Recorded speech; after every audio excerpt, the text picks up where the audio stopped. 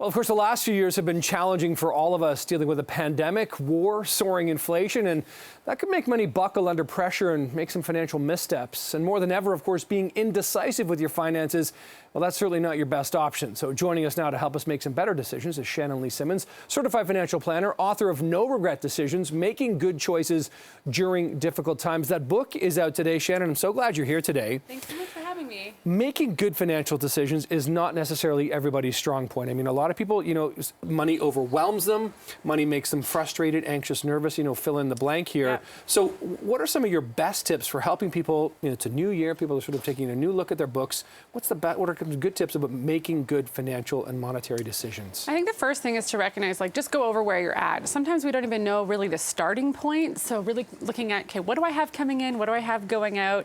And sort of setting yourself up and not being afraid to look at it. And I think second of all, really being kind of giving yourself a little bit of grace and understanding that money is scary for most of us. Mm-hmm. And there's an emotional part to money, and then there's also the numbers part to money. And sometimes they don't always speak to each other. So you really got to find the way to make sure that you are understanding some of those money traps that you might fall into with certain habits from previous years. What about that? What are some of those traps or habits that people can fall into that can suddenly, they snowball? Yeah, I think snowballing is a great way to put it. And I talk about this a lot in some of my books. It's like once you start that negative self-talk about well, I'm bad with money, or this is just the way that I am with money, or I'm always going to have debt, or I'm not a good saver, you kind of become this self-fulfilling prophecy.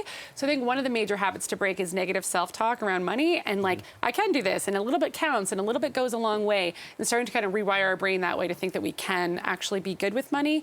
Because once we reach this level where we just think, well, I already have $4,000 on a line of credit, what's another 400? That's when the swiping starts, and we just, whatever, it is what it is, and we want to really stop that habit from happening. It sounds to me like it's the mindset as much as your actual financial position per se. Yes, I mean, money at the end of the day is basic math, right? So, don't spend as much as you make every month. Everybody knows that. Everybody knows debt's bad. Everybody knows that stuff. Really, it comes down to the decisions we make around money and all of our emotional stuff around that, which is why my job is interesting. Yeah, no kidding. And so that, I think that's really where the meat of how we make our financial decisions, that's what's going to set us up for success, not necessarily knowing the basic math. Yeah. Now, do you have sort of a mantra, because you're a life coach as well, do you have a mantra that you give people to sort of say to sort of overcome their sort of money madness in a way? Yeah, I think not necessarily a mantra, but I think, the title of the book is really No Regret Decisions. And that's truly what you want. So I've been sitting on the front lines of financial planning for 15 years, and you kind of see people go through these things in life and who's thriving at the end and who's really frustrated still.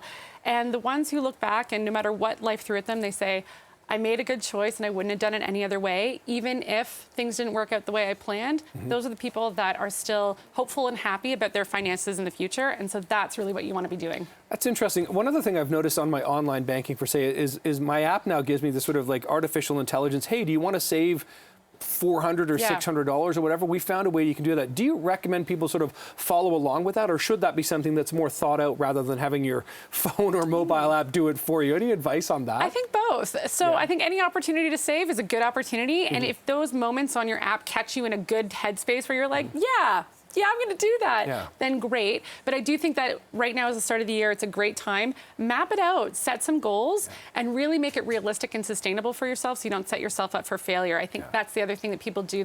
I'm going to pay off this in two weeks. I'm going to save this much money, and then it's unsustainable. They can't do it, and then they fail, and they feel like a failure. So make a sustainable goal at the start of the year, realistic, and follow through, and you'll start to see that snowball in the right way.